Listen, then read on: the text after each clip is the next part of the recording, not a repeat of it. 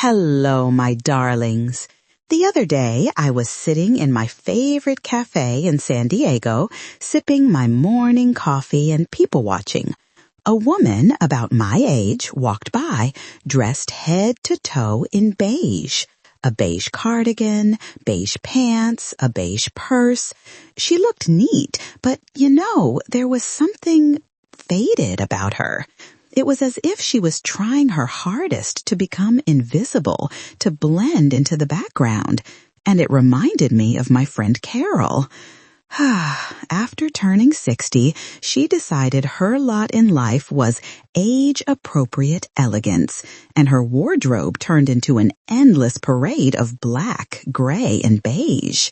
Bella, she'd tell me, bright colors aren't for me anymore. It looks silly.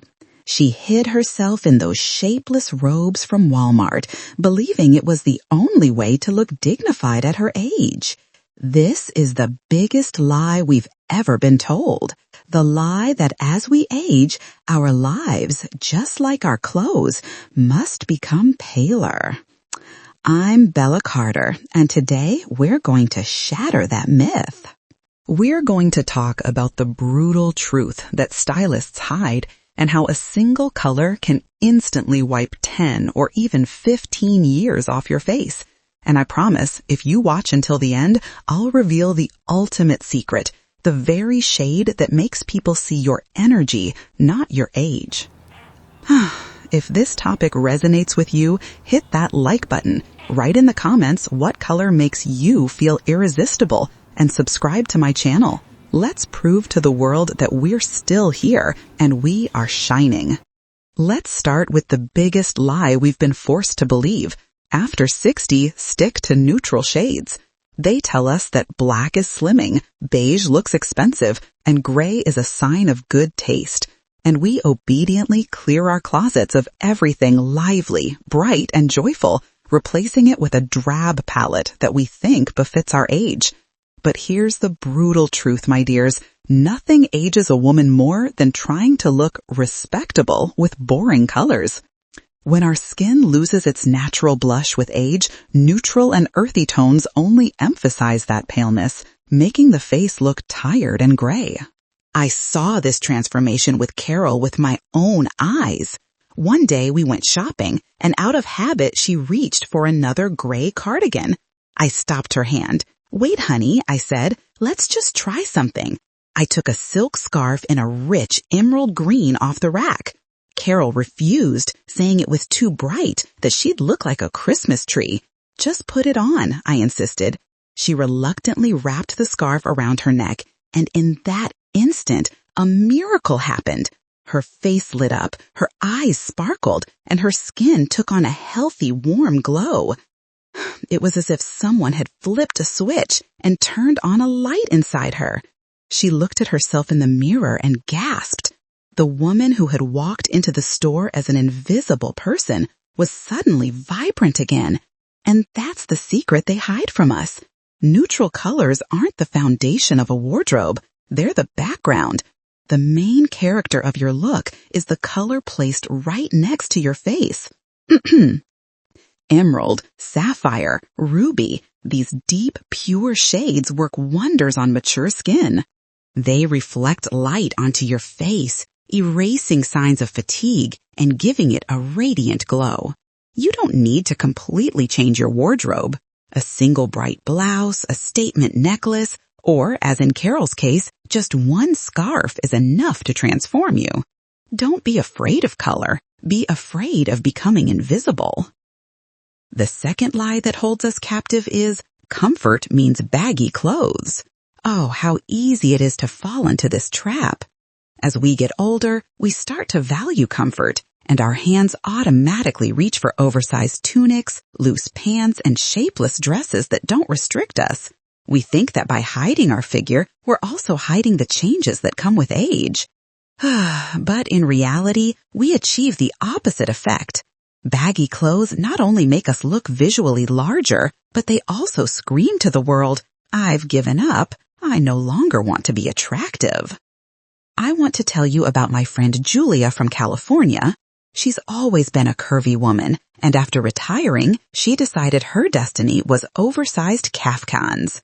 "Bella, I just want to be comfortable," she'd say. But I could see that in those comfortable clothes, she was losing her posture and her confidence. One day, we were going through her closet, and I stumbled upon a perfectly tailored navy blue blazer she hadn't worn in 10 years. "Let's just try it on," I suggested. She put it on over a simple t-shirt and jeans, and I saw how her posture changed. The blazer gently defined her waist, gave structure to her shoulders, and created an elegant silhouette. She didn't just look slimmer, she looked put together and stylish. "But it's not as comfortable as my tunic," she started to say. "Julia," I replied, "look at yourself. Don't you feel like $1,000,000? True comfort isn't when your clothes hang off you, but when they fit perfectly without restricting your movement. Look for pieces that gently skim the body, not hide it. A-line dresses, straight-leg pants, quality cardigans that hold their shape, these are your best friends." Don't be afraid to accentuate your waist with a thin belt. It instantly creates a more youthful and toned silhouette. And remember the power of well-tailored clothes. Paying a small fee to a tailor to take in a blazer at the waist or hem pants to the perfect length is the best investment you can make in your style and confidence. The third lie we believe is, with age, you should avoid bold patterns and accessories. It seems to us that the older we get, the more modest our look should be. We're afraid of overdoing it with prints, fearing we'll look ridiculous, and we give up statement jewelry thinking it's too flashy. As a result, our style becomes bland and impersonal, devoid of individuality. But elegance, my dears, is not a synonym for boredom. I went through this myself. There was a period when I only wore delicate chains and tiny stud earrings, thinking that was the definition of sophistication. For my 70th birthday, my daughter gave me a beautiful, rather large sapphire ring. My first thought was, where would I ever wear this? It's too much. But I wore it to my birthday dinner and suddenly felt different, stronger, more noticeable. Guests were complimenting my ring, not my dress. It became the center of attention, the very detail that completed the look. It became my signature piece. The secret is to find a balance. You don't need to cover yourself in cheap costume jewelry from head to toe. Choose one high-quality, expressive piece. It could be a statement necklace that brings a simple V-neck blouse to life, a pair of elegant chandelier earrings, or that one ring that becomes your trademark. The same goes for prints. Forget about the tiny granny floral that only adds years. Instead, look for modern, clean patterns, abstract geometrics, watercolor florals, or even a tasteful snakeskin print on a scarf or bag. The main rule is if you choose an item with a bold pattern, let everything else in your outfit be minimalist and solid colored. Don't be afraid to express yourself. Your individuality is what makes you irresistible, not your ability to blend in with the crowd. So, we've already debunked 3 big lies: that you need to hide in neutral colors, conceal your figure behind baggy clothes, and avoid bright accents. These are powerful stereotypes, but as you can see, your beauty and style are in your hands. I hope you're already feeling a surge of inspiration, but this is only halfway. We still have a few more cunning misconceptions ahead that are preventing us from shining, and of course, I will reveal that one color that works true miracles. Let's continue our conversation. The 4th lie sounds like this: your shoes and bag aren't that important. Comfort is key. Of course, comfort is our priority, and no one is forcing you to wear stilettos again. But too often, in our pursuit of comfort, we choose bulky, outdated shoes that weigh down our look and instantly give away our age. The same goes for bags. Shapeless, worn-out tote bags can ruin even the most elegant outfit. I remember once running into my acquaintance Laura in San Diego.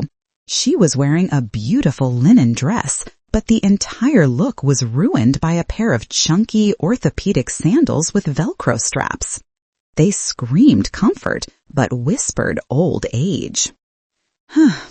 Later, over a cup of coffee, I gently suggested she look for shoes in a nude or metallic shade. Do you know their magic? They visually elongate the legs, creating a light and youthful silhouette. Elegant loafers, pointed-toe ballet flats, or stylish ankle boots with a low, sturdy heel can be just as comfortable but look 100 times more elegant. Laura took my advice and bought a pair of silver espadrilles. Bella, she told me a week later, I feel different. I still walk just as much, but now I feel stylish, not just like an old woman in comfortable shoes. The same goes for your handbag. Replace your old baggy shopper with a structured, medium-sized bag. It doesn't have to be expensive as long as it holds its shape. This gives your entire look a sense of polish and cohesion. Your accessories are not minor details. They are the finishing touches on your portrait. They speak of your self-respect and attention to detail. And now, finally, the fifth and most insidious lie. Bright lipstick is vulgar and not for older women. How many times have you heard this? Or perhaps you've thought it yourself while choosing another safe beige or pale pink shade at the store. We've been convinced that as we age, our lips get thinner, wrinkles appear around them, and bright lipstick only highlights these imperfections. We're afraid of looking like a clown, and we choose to be unnoticeable. But this is a huge mistake. Remember at the very beginning when I promised to reveal the secret color that wipes 10 years off your face? Well, it's not the color of a dress or a blouse. It's the color of your lipstick. With age, our skin loses pigment and our face can look pale and washed out. And it is a bright, juicy lipstick that brings back life, contrast, and energy to the face. It draws the eye to your smile, not your wrinkles, and makes your eyes sparkle. I'll tell you my story. There was a period when I almost stopped wearing lipstick. I felt it was no longer necessary. I felt tired and invisible. One day, while cleaning out an old makeup bag, I came across a classic red lipstick I hadn't touched in years. Just for fun, I put it on. And when I looked in the mirror, I couldn't believe my eyes. Looking back at me wasn't a tired old woman, but an energetic, confident Bella. My face seemed to wake up. That very day, I went to my book club meeting, and all my friends gasped. "Bella, you're glowing. What's happened to you?"